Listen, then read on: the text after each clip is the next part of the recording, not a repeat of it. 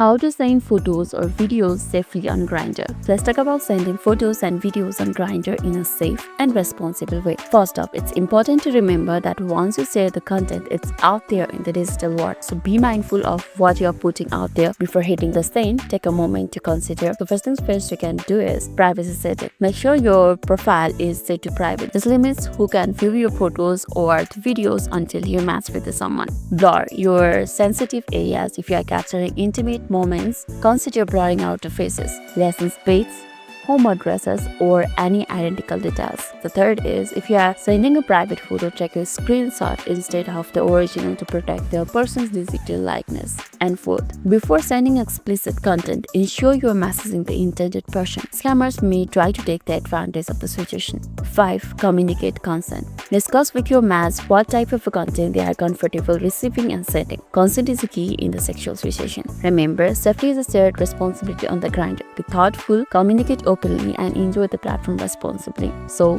I hope this video was helpful and also fruitful for you. That's all for today's video, and if this video made your day a little bit easier, don't forget to like and subscribe for more amazing tips. Thanks for watching, and I'll be seeing you in the next video.